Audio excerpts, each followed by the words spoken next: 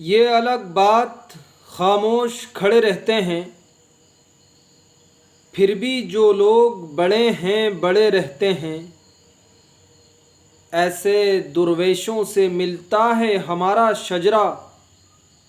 जिनके कदमों में कई ताज पड़े रहते हैं।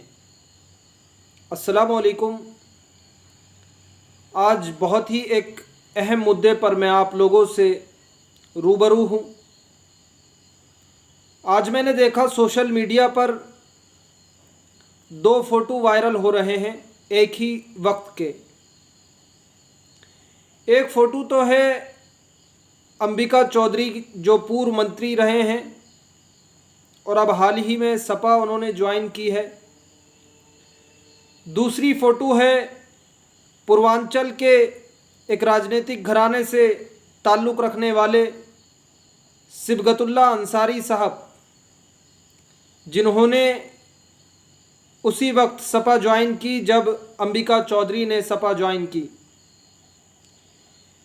लेकिन इन दो फोटोओं ने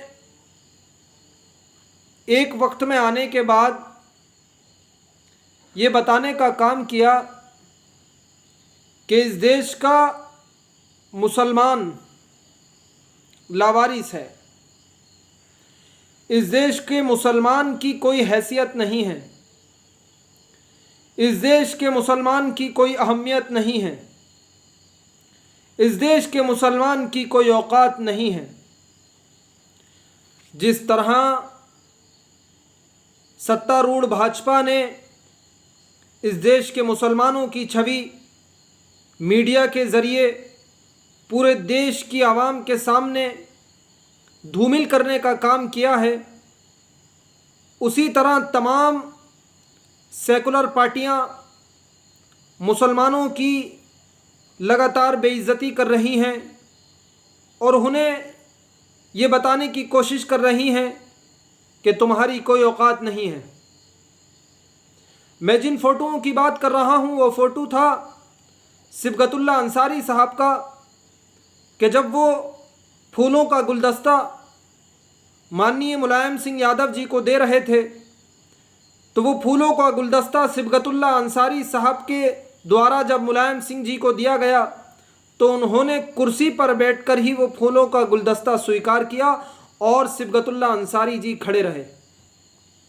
तो वहीं दूसरी तरफ उसी वक्त में सपा को ज्वाइन करने वाले पूर्व मंत्री अंबिका चौधरी जब फूलों का गुलदस्ता उसी ऑफिस में, उसी मेज़ पर, उसी कुर्सी पर माननीय मुलायम सिंह यादव जी को देते हैं,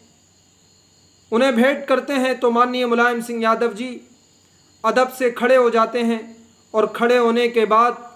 अंबिका चौधरी जी का वो फूलों का गुलदस्ता स्वीकारते हैं, उसे कबूल करते हैं। अभी इससे पहले एक फ़ोटो और वायरल हुआ था सोशल मीडिया पर, जिसमें समाजवादी के मुरादाबाद के जो सांसद हैं, मौजूदा सांसद, वो जब कोई ज्ञापन, वो किसी मसले पर जब ज्ञापन दे रहे थे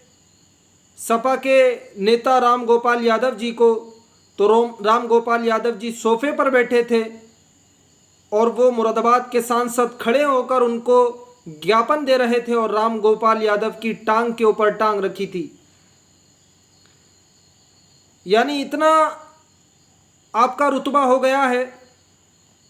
आपको याद रखना होगा कि जिस 22% मुसलमान ने 7% वाले यादव को मुख्यमंत्री बनाया है, वो मुसलमान अगर अपना हाथ खींच ले तो आपकी कुर्सी का एक पाया नहीं बल्कि मैं समझता हूँ चारों के चारों पाए गिर जाएंगे। और मेरी बद्दुआ है आज के इन फोटोओं को देखने के बाद कि माननीय मुलायम सिंह यादव जी, आपके लाल, आपके चहीते का उत्तर प्रदेश में आने वाले समय में मुस्तकबिल में वो हाल होगा, क्योंकि मुसलमानों की बद्दुआ आपके साथ जाएगी कि आपके लाल और आपके चहीते ना घर के रहेंगे और ना घाट के रहेंगे।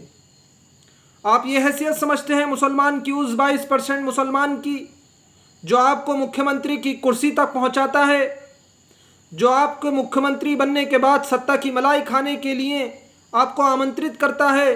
और आप मात्र उत्तर प्रदेश में 7% की आबादी रखते हैं, और उसके बाद जब आप मुख्यमंत्री बन जाते हैं तो आप इस देश के एक बहुत बड़े तबके, इस प्रदेश के एक बहुत बड़े तबके को आप नज़रअंदाज करते हैं, और आप थानों में दरोगा, इंचार्ज, लेखपाल, पटवारी, डीएम,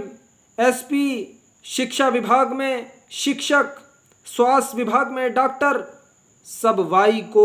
जो MY समीकरण बनाते हैं, उस समीकरण से सिर्फ वाई को वो पद, वो सरकारी पद, वो संवैधानिक पद सिर्फ यादवों को देने का काम करते हैं। और इस देश के 22% मुसलमान को आप इलेक्ट्रॉनिक की रिक्शा भेंट करते हैं। आप इस देश के 22% मुसलमान को इलेक्ट्रॉनिक की रिक्शा भेंट करते हैं और उसे बताते हैं कि हमारी सरकार में तो तुम खुलेआम गोश्त खाओ और तुम्हें कुछ मांगने की ज़रूरत नहीं है, तुम्हें कोई अपना हक मांगने की ज़रूरत नहीं है, तुम्हें कोई अपनी हिस्सेदारी मांगने की ज़रूरत नहीं है, तुम्हें कोई अपनी भागीदारी मांगने की ज़रूरत नहीं है। लेकिन मैं याद दिलाना चाहता हूँ आपको, मैं आपको बताना चाहता हूँ, ये मेरी चेतावनी समझिए या मेरी एक नसीहत समझिए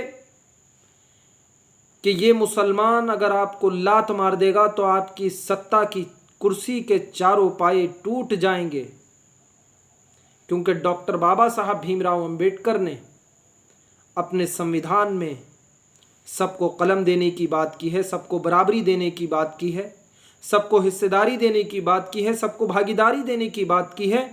हम बाबा साहब के सिद्धांतों को मानने वाले लोग हैं। हम आज़ाद समाज पार्टी भीम आर्मी के लोग हैं जो बराबरी चाहते हैं, जो ज़मीन पर इंसाफ चाहते हैं, जो न्याय चाहते हैं, जो इंसाफ को ज़मीन पर कायम करना चाहते हैं। हम मुसलमानों को आपसे इलेक्ट्रॉनिक की रिक्शा नहीं चाहिए, हमें तो कलम चाहिए, हमें तो शिक्षा चाहिए। क्योंकि बाबा साहब कह कर गए हैं कि शिक्षा शेरनी का दूध है, जो पिएगा वो दहाड़ेगा। हम दहाड़ना चाहते हैं, और हमारी नस्ल, हमारे आबाओ अजदाद,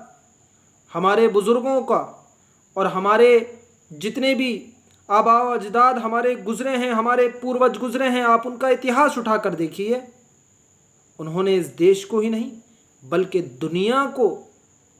अपनी सलाहियतों के